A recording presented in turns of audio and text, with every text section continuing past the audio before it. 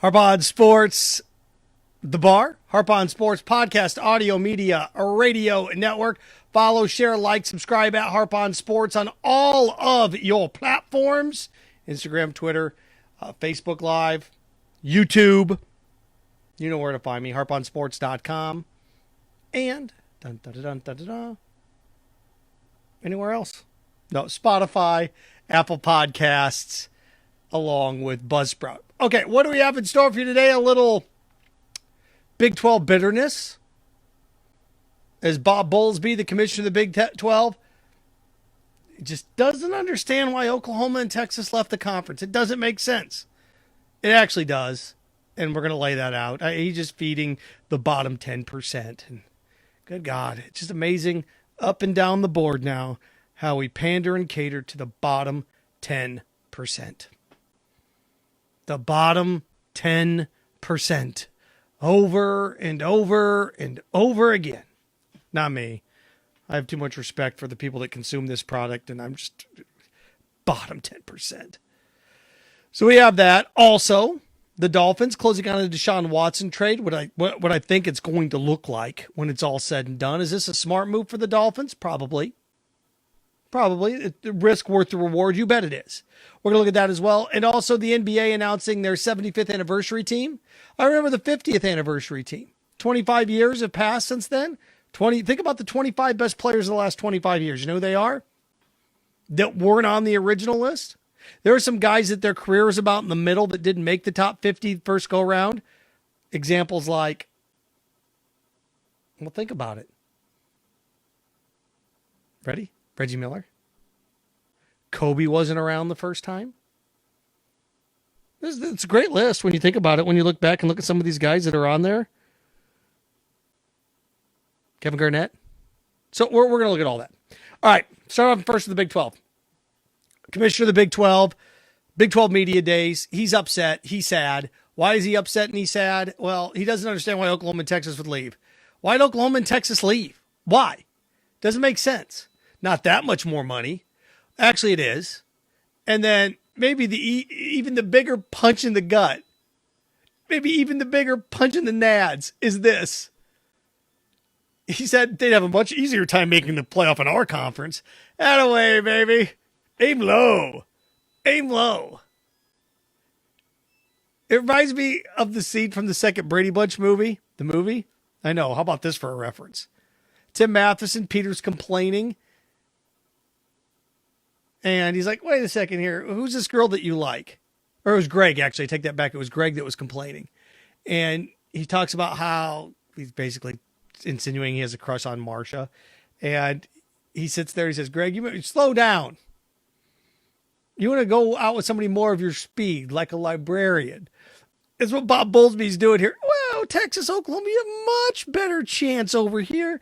Look at all of our ugly ladies. You'd have a much better chance of getting one of their phone numbers, marrying one of them.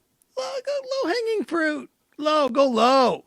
Go really low. Go as low as possible. This is ridiculous. The commissioner of the Big 12 coming out. Texas and Oklahoma, you have a much better chance to score over here. Okay. But his logic is flawed. It is. His logic is flawed in the assessment that Texas and Oklahoma, they're not going to make that much more money in the SEC. Actually, they are. The new deal the SEC has, remember, the SEC afternoon game on CBS is going away. It's going to be part of an ESPN ABC package. And payouts are going to go from what? $50 million to $300 million. So the conference didn't make that much money. Well, it didn't make that much money. In the grand scheme of things, each member institution got a couple of $1,000,000 a year for the CBS package.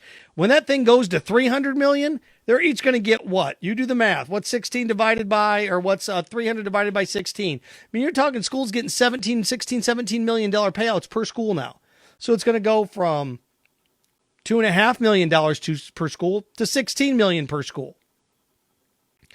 On average, Oklahoma, Texas is going to make between $8 and $10 million more per year by being in the SEC. That's just TV contracts alone. $8 to $10 million more. Plus, think about the games you're going to play. A little bit different when Texas is going to be hosting Arkansas. A little bit different when, I'm just giving you the Ole Miss coming to town, Arkansas coming down. Even South Carolina coming to town as opposed to what, Kansas and Iowa State? Kansas State, here we go. Yeah, Texas when they play Vanderbilt. Yeah, Texas when they play Missouri. I don't know if they're going to set the world on fire when it comes to those games. I get it. But at least there's some interest there. And more than likely, Nick Saban's not going to be around in 5 years, right? So, in terms of, you got to worry about Alabama just for a couple more years. Just for a couple more years.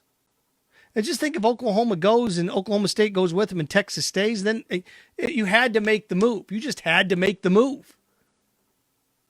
So Bob Bowlby, the commissioner of the Big 12, saying he doesn't get why Texas and Oklahoma, why would it doesn't make sense. Well, if you factor in $8 to $10 million a year more by being in the SEC, over the course of a decade, that's $100 million. $100 million over the course of the decade. And it's funny because I once worked with a guy. I was talking about payouts and conference payouts and this much money here and this much money here. And it was when LeBron left to go to Miami. And the money he left on the table. Because Cleveland could pay him $28 million a year, I think, at the time. And he ended up taking $15 million a year with Miami. He's like, he can make that money back easy with endorsements and things of that nature. Well, he can make endorsements anyway, so that's $13 million a year if he'd have stayed in Cleveland over the course of 4 years. That's $62 million. Yeah, he can make that back with endorsements, but he's got to work harder. He could play basketball and make $62 million and then endorsements on top of that. Those schools will just donate more money. It was the ACC thing, it's right. It's like the SEC compared to the ACC. They'll just go hit their boosters up for more money. Well, a booster may cut a check now and then for more money, but you can't replicate $10 million a year just by pushing a button. So when Bob Bowlby, the commissioner of the Big 12, says, I don't understand why Oklahoma and Texas would join the SEC, still complaining about it at Big 12 media days. Well, A.T.M, baby. Always the money. You thought it meant automated teller machine, didn't you? A.T.M, always the money. The reason Texas and Oklahoma left is for $100 million over the course of the next 10 years. Yeah. Look, it makes sense. Think about this. Just by joining the SEC, essentially, Texas will be able to pay completely and totally the buyout of Tom Herman. Think about this. I mentioned the television contracts a couple years ago. A couple minutes ago, each SEC team, each SEC school is going to get about, when it's all said and done, about $14 million more a year, here in a year, with the new contract with ESPN. So think about this. In 1 year alone, LSU will be able to completely and totally pay off Ed Orgeron by doing nothing but existing. That's what Texas and Oklahoma want. They want some of that long-term money. It's smart. It's smart business. And again, my favorite thing of all this, not even the money aside. Well, I'm not going to, the money's never aside. But the fact for the commissioner to come out and say they have a much better chance of making the playoff in our conference. Okay. Walter Frey, right? Walter Frey. Yeah, he date one of my ugly daughters. Look at you can have any of them. I don't care. It's ridiculous. And again, that thought process is okay with a 14 playoff, with a 12-team playoff, even right now where it stands at 7-7, right? You move Oklahoma, or you move Alabama and Auburn over to the west, or from the west to the east. So now you're at 9-5. You add Oklahoma and Texas. Now you're at 7-9. You move Missouri from the east to the west. Now you're at 8-8.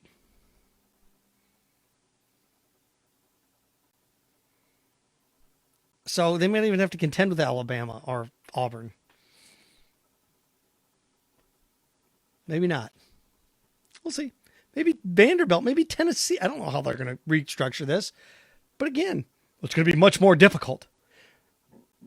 That'd be like, could you imagine for 1 second, I don't know, not taking a job in the SEC when it comes to football? Can you imagine under Bob Bowlby logic, You'd be much better off being a coach in the Big 12 than being a coach in the SEC. You're going to make more money in the SEC, but you get a much better chance of. You're going to try to tell me that the Iowa State job is a better job than the LSU job? Come on.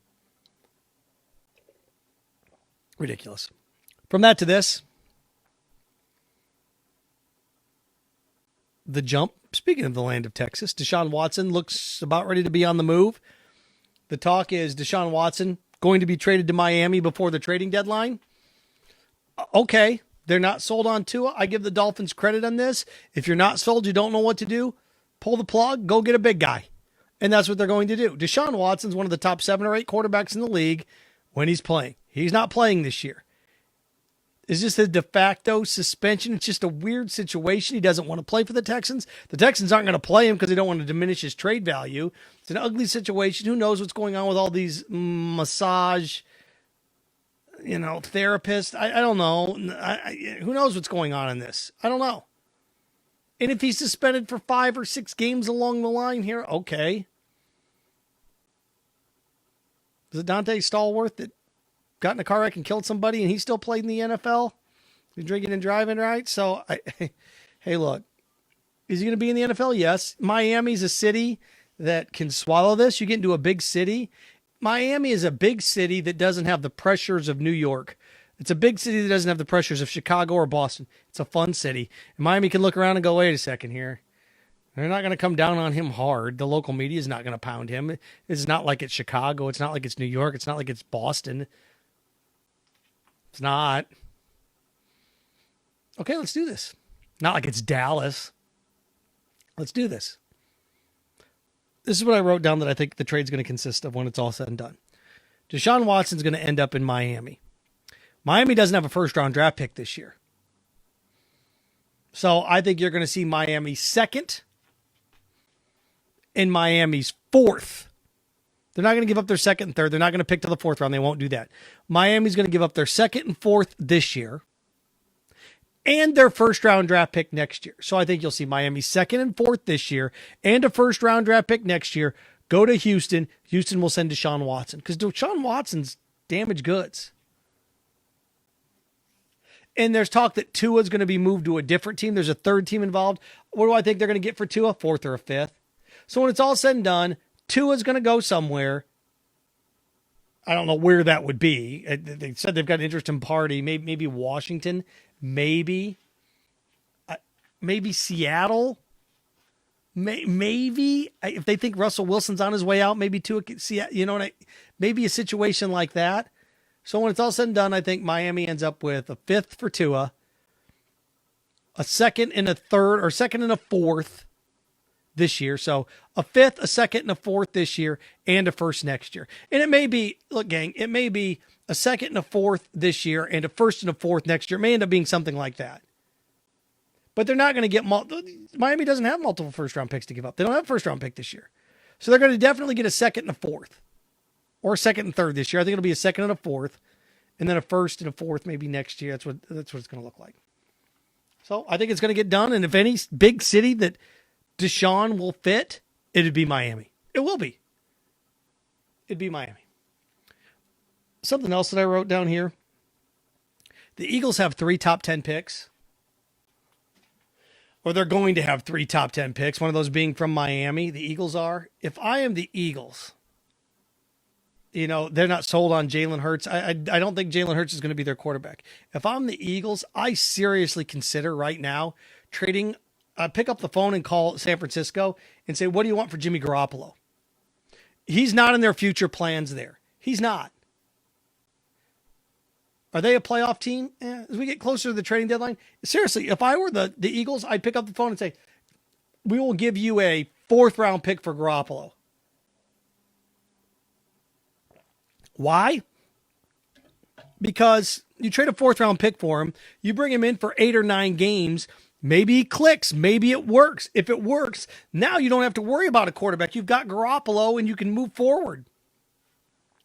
And then you've got 3 potential top 11, top 12 picks. And what'd you lose? You give a 4th rounder to get Jimmy Garoppolo? I still think Jimmy Garoppolo's got some legs left in him. I really, really do. This guy's less than 2 years away from having the lead in the fourth quarter of Super Bowl where he's out playing Patrick Mahomes. He had a bad year last year, got banged up, got hurt this year. They drafted another quarterback to replace him. That's been an ugly situation in San Francisco. He had one bad year. He'll fit somewhere. I'd make that move like that. If I were the Eagles, I'd trade a 4th-round pick for Jimmy Garoppolo, bring him in. Well, the 49ers won't do that. What, are they going to just let him walk in the offseason? Going to cut him? Somebody take the salary. If the Eagles, I'd take a flyer on him, bring him in for 8-9 games, see what I get out of him. If it works, it clicks. We got some things going here. We head down the stretch. There we go. So there we are on that front. Wanted to wrap with this. The NBA announcing their 75th anniversary team. And I remember the 50th anniversary team. And looking back on it and thinking how cool it was. It's like, oh man, here's the 50th anniversary team. This is pretty awesome. This is pretty neat. Well, it's been 25 years since the NBA had its 50th anniversary team. So we got 25 more guys to add to the list. Who's been dominating the last 25 years of basketball? And you know, that first list had your old school guys, your George Mikens, right? Your Bill Russells, your Kareems, your Magics, those guys, right? Jordan, Pippen, Larry Bird, those guys. So think about the last 25 years. And I start going through the list and I start looking at guys. And, oh, gosh, here we go. Just like any other list that comes out. This is wrong. This is ridiculous. This guy doesn't belong. Okay. I'm all right. And I've done this, too, where I said, these are my top 5 stories of the year. That's wrong. This is the top. Okay, what am I taking off? Well, I don't really want you to take anything off. That's not how these things work. People are upset because there's no, make sure I get this right. There's no Vince Carter. There's no Klay Thompson. There is no Paul Gasol. There's no Dwight Howard. There's no Tony Parker. Okay, you don't like that there's no Tony Parker, there's no Paul Gasol, there is no Vince Carter. Oh, okay. Who are we taking off then? Well, I need to know who's all made it. Here are the guys that made it. Kobe, Garnett, Paul Pierce. Taking any of those guys off? Didn't think so. Guys that were still in their prime that didn't make the list, the top 50 first go around. Reggie Miller wasn't in there. Taking Reggie off? Taking Allen Iverson off? He wasn't in that first list. Wasn't. Think about the last 25 years, the best players you saw the last 25 years. Now, there are some guys like Chris Paul, taking him off. Now, there's some guys you want to have a debate with, that's fine. Dame Lillard made it. Okay, if you don't think Damian Lillard should be in here and Tony Parker should be in here instead of Damian Lillard, I'm okay with that. You want to have that debate? That's fine. But if you're upset that somebody's in the top 75 in this NBA 75 list, I saw a report, well, Kyrie's not in there. Oh, come on, for crying out loud. I like Kyrie, but you're going to take Allen Iverson off for Kyrie? You're going to take Chris Paul off for Kyrie Irving?